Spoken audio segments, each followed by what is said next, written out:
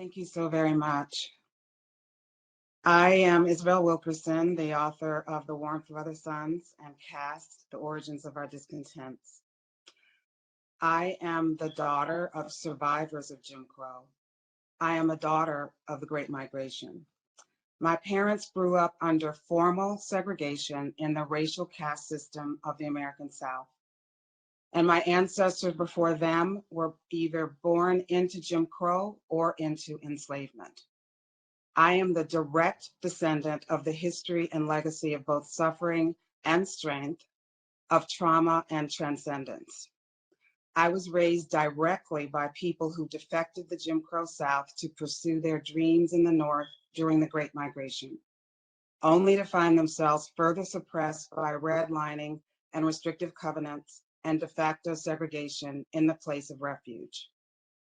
I am testifying because not enough Americans know the true and full history of our country or the origins of the divisions that we now face, and thus of the karmic, social, and economic indebtedness to African Americans that the country has inherited. I believe that knowing our country's history is the first step toward overcoming the challenges we face as a nation. It was my honor and privilege to be tutored in the lived experience of what African Americans endured in the 20th century when I interviewed and talked with more than 1,200 people across the country who participated in the Great Migration, including hundreds that I spoke to who migrated to California. The Great Migration was the mass relocation of 6 million African Americans from the Jim Crow South to the cities of the North and West from World War I until the 1970s. It was the only time in American history that American citizens had to flee the land of their birth just to be recognized as the citizens that they had always been.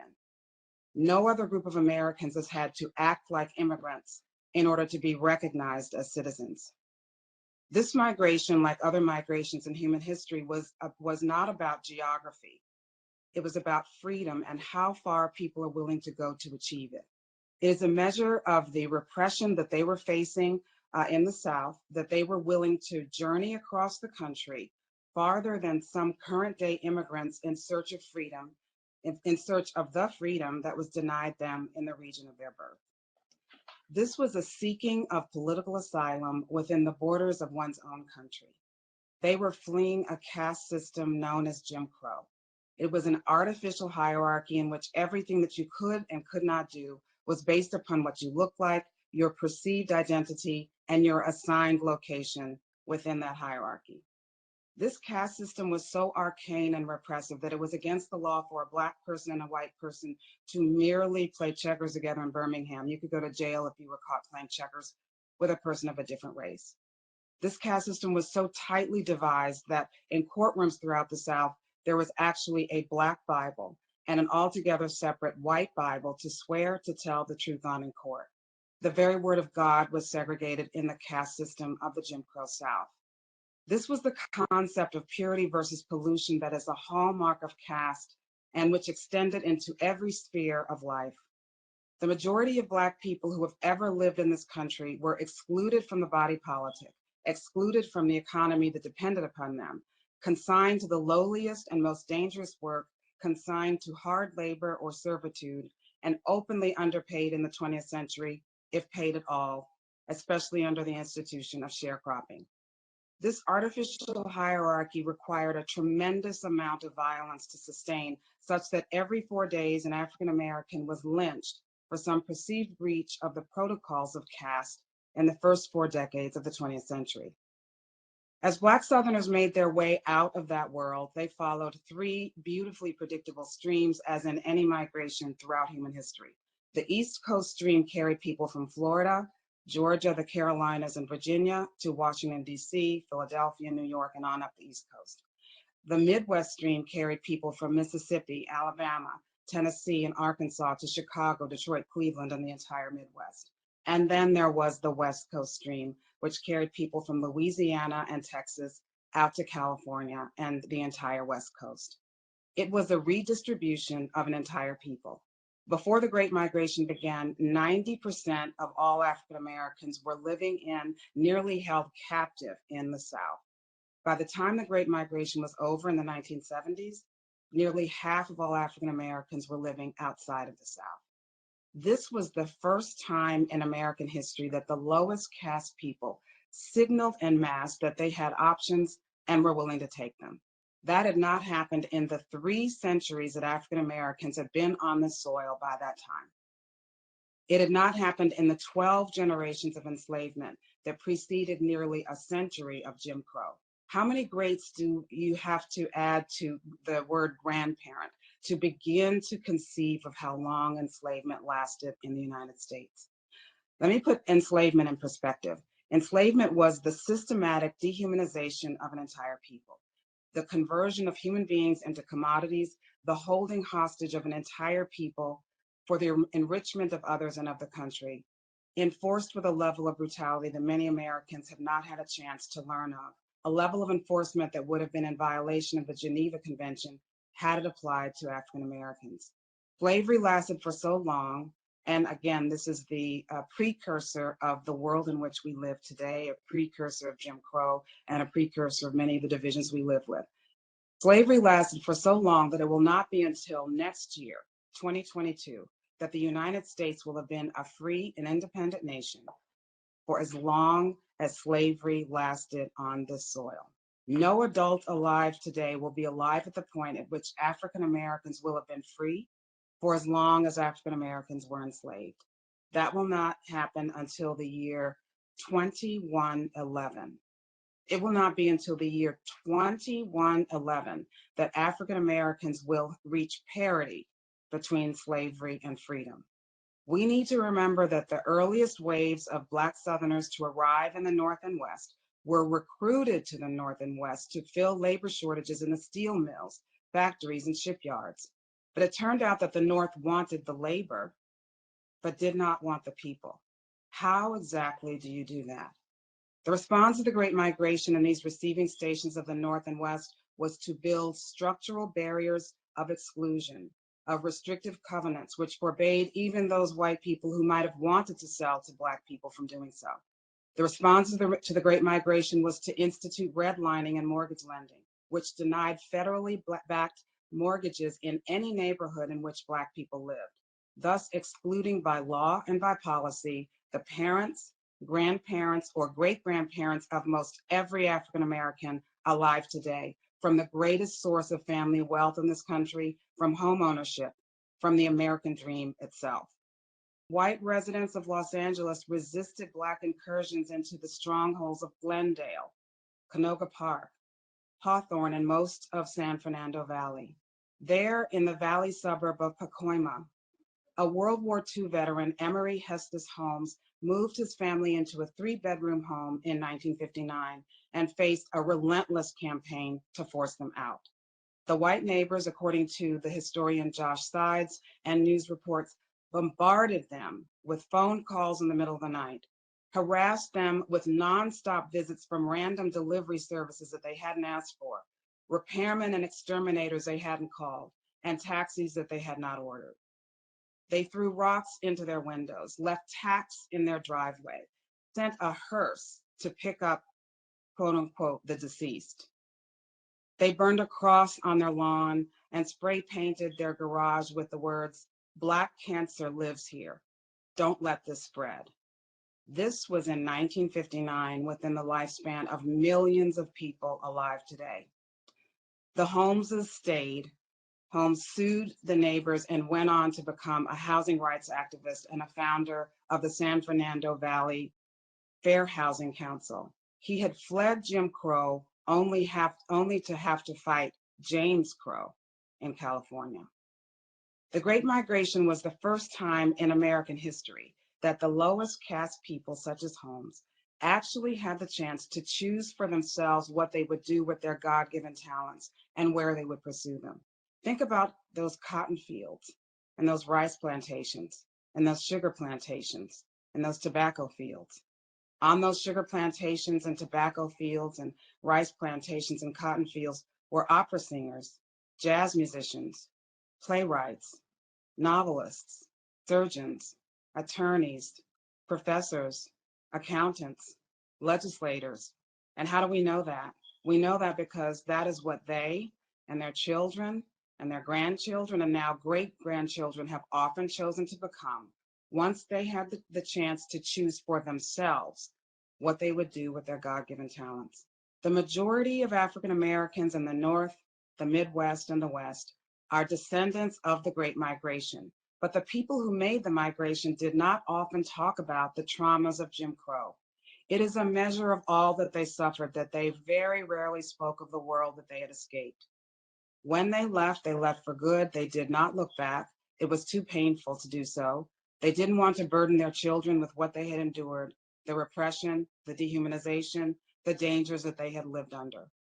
When people seek to deny the harm suffered by African Americans at the hands of the state, they often dismiss slavery as a long ago grievance, when in fact, not only do we currently live with the unaddressed history of slavery, we do not have to go back to slavery to document the exclusion, inequities, and brutalities African Americans have endured. Much of the harm and exclusion of African Americans happened within the lifespan of people alive today. The story of African Americans has been an ongoing fight for recognition of one's humanity and citizenship, a constant pressing against the wind to rise above the station to which African Americans have been confined, meaning the bottom of the caste system that they did not create, did not wish to be a part of, and have sought to escape from the very beginning. I believe reparations are a natural and necessary part of the country's reckoning with its history, of coming to terms with the consequences of a history that still plagues us as a nation, and which has frayed the social fabric and harms every single citizen, whether they realize it or not. Whenever people talk to me about their response to my work, they usually say, I had no idea. I had no idea that this happened in our country. I had no idea that this happened in the region in which I live. I had no idea that this happened so recently. I had no idea. Not having an idea has consequences. It affects how people vote, where they choose to live, whom they choose to hire or to grant a mortgage, where they send their children to school, where they and the country invest its resources or withhold its resources. I believe that we need a massive education effort and an honest and robust truth and reconciliation commitment to lay bare the true history of this country so that every citizen can know the ways in which the state has systematically favored some groups and excluded others, and why reparations are a long overdue part of any serious effort to heal our country, to atone for the past and for current injustices, and to rectify continuing disparities. I believe that if the majority of Americans knew the true, full history of what was sacrificed to create this country, they would be calling for reparations themselves. Thank you so much for inviting me to testify, and I look forward to your questions. We have stories of the horrors of the slave ship, the rape and brutality and starvation, seasickness and disease that some Black people experienced. We know that sometimes they mourned, they were in deep sadness and depression, they were traumatized and going through a psychological breakdown because of everything that they were experienced.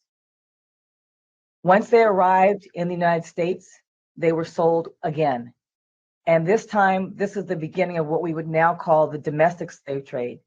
That trade in human beings lasted, many people date it from 1808, but it actually started in the 1740s, 1750s. We have evidence of people being traded before closing of the transatlantic slave trade, which in the United States was illegal to bring Africans to the United States after 1808.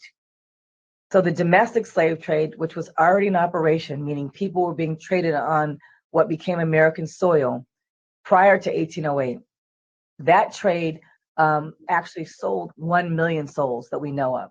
So it's almost 3 times the amount of people were sold during the domestic slave trade as those that came to the United States or what became the United States from West Africa. So the magnitude of the domestic slave trade is often understudied and underutilized, and very, very few understand that there are 2 different trading systems. One was the trade from West Africa, and the other is the trade on American soil. And most enslaved people were traded approximately 4 to 5 times in their lifetime, which means they were traded, they had different owners, they had to go through a different experience. And they talked about the coffles where they were chained by their ankles or chained by their necks and traveled to the deep South or other parts of the South.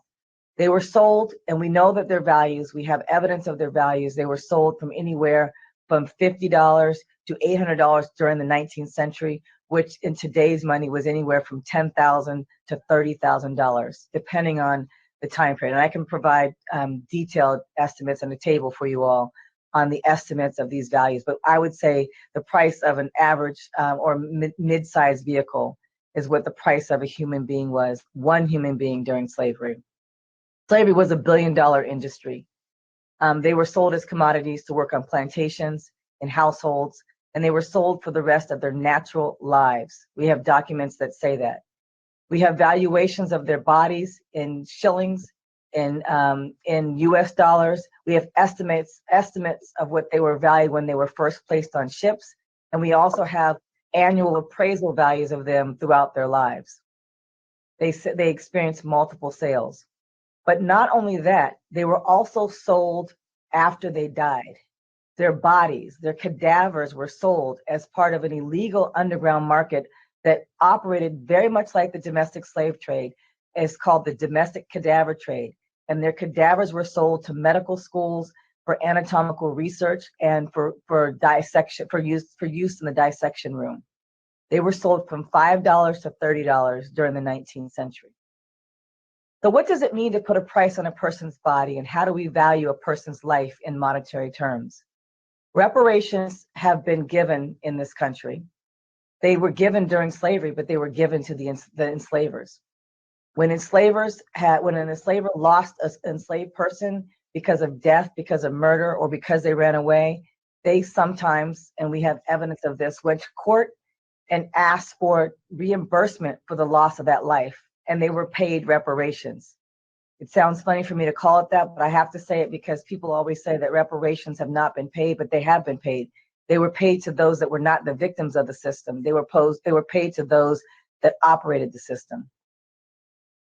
I want to close with a few remarks about what happens when we think about 12 generations of people experiencing slavery and what happens to African Americans when they became free.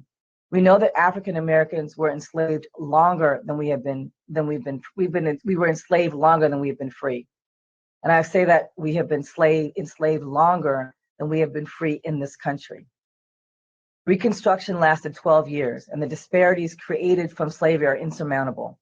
The physical impact of being enslaved for 12 generations has led us to economic disparities, health disparities. We suffer from high blood pressure, diabetes, and other health challenges that we know have been documented. But I want you to remember two things from this testimony. One, that reparations for slavery have already been paid, but they were paid to the enslavers during slavery, and that reparations have been paid for other groups of people in this country. And they are the reason why people argue we cannot pay for them for enslaved people is they say, well, we don't know who was enslaved. We can't trace who was enslaved, but we absolutely can. And I would argue that we have the data, we have the numbers. One excuse that people say is that we don't know exactly how far to trace back, and we don't know how to calculate a dollar amount. I beg to differ. We have so many financial records of slavery that we cannot use that as a rationale. The other excuse is that we don't know who the descendants are, but we've made great progress in African American genealogy. And scholars like William Sandy Darity from Duke University would say it doesn't matter about the genealogy, that African Americans, regardless of whether that not they come from the descendants of the enslaved, are experiencing the same disparities that other African Americans are. Reparations were also paid during the War of 1812. State governments then came up with a dollar figure for every enslaver that could document an enslaved person who ran away, and they were given compensation for their lives. Slavery was a theft of natural and human resources. We should begin our discussion with education, and that no plan for reparations should be absent of required readings and learning materials. This is an opportunity for the state of California to lead the effort of healing our nation of our greatest sin.